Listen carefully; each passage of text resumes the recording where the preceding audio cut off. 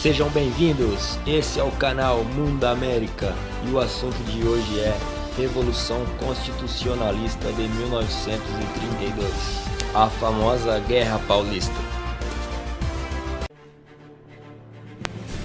Neste vídeo iremos contar um breve resumo sobre a Revolução de 32, que também ficou conhecida por Guerra Paulista, onde os soldados paulistas lutaram bravamente contra o restante do país e tendo como principal objetivo derrubar o presidente ditador Getúlio Vargas.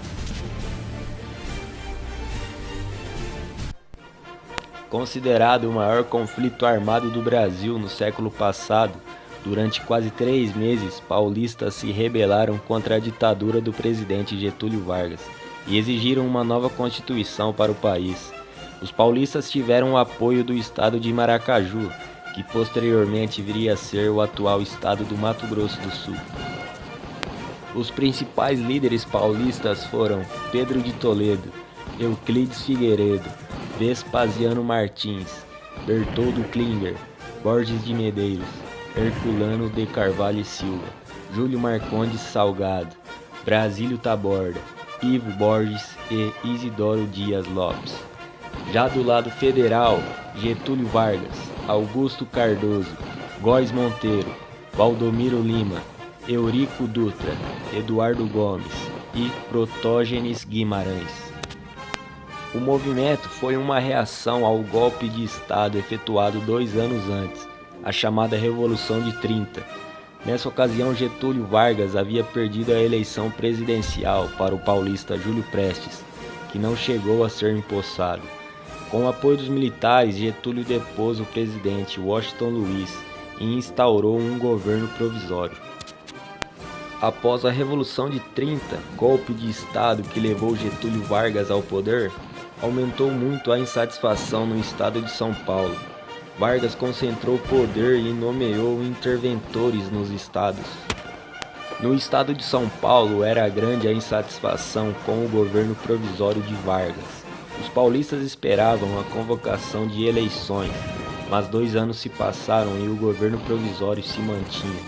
Os fazendeiros paulistas, que tinham perdido o poder após a Revolução de 30, eram os mais insatisfeitos e encabeçaram uma forte oposição ao governo Vargas. Houve também grande participação de estudantes universitários, comerciários e profissionais liberais. Os paulistas exigiam do governo provisório a elaboração de uma nova Constituição e a convocação de eleições para presidente. Exigiam também de imediato a saída do interventor pernambucano, João Alberto, e a nomeação de um interventor paulista. Como Vargas não atendeu às reivindicações dos paulistas, em maio de 1932 começaram uma série de manifestações de rua contrárias ao governo Vargas. Faltava ao movimento constitucionalista um estopim que arrebatasse o povo. Em uma dessas manifestações houve uma forte reação policial getulista, que ocasionou na morte de 4 estudantes, Martins, Miragaia, Drauzio e Camargo. As iniciais dos nomes destes estudantes, MMDC, transformou-se no símbolo da Revolução. A revolta armada iniciou em 9 de julho.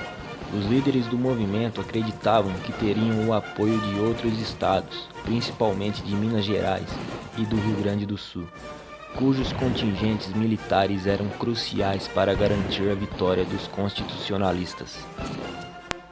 Inicialmente, mineiros e gaúchos garantiram apoio aos paulistas, mas no fim das contas apoiaram os federais de Vargas, deixando assim os paulistas isolados.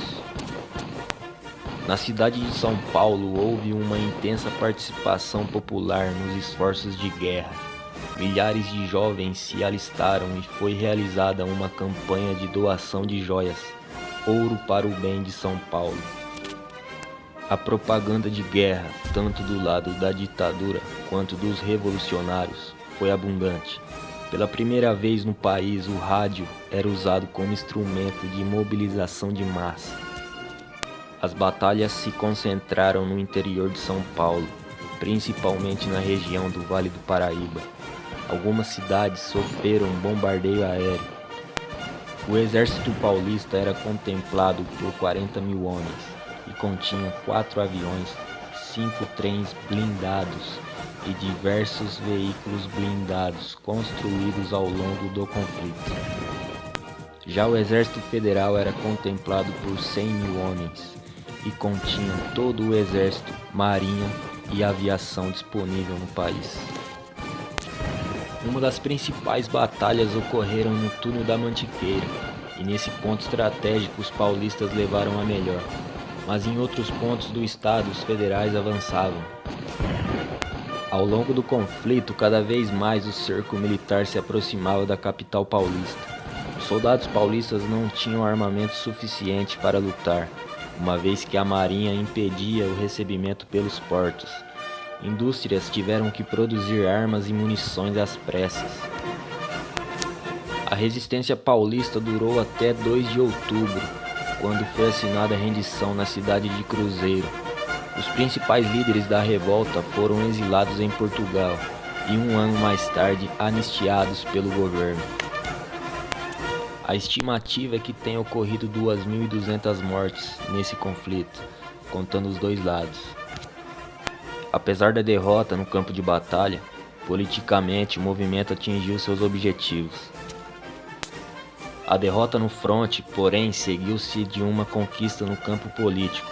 Mesmo tendo sido derrotado, a Revolução de 32 pode ser definida como um marco da história do Brasil, que impediu que o país fosse governado de forma inconstitucional e que resultou na promulgação da Constituição de 1934.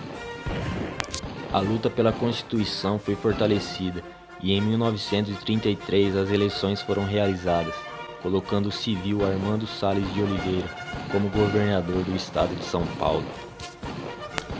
O obelisco do Ibirapuera é o monumento funerário do movimento e abriga os restos mortais daqueles que morreram da Revolução. O dia 9 de julho é considerado a data magna no estado de São Paulo e feriado estadual desde 1997. E esse foi um resumo da Revolução de 32. Para ficarem por dentro dos outros vídeos, se inscrevam no canal. Até a próxima!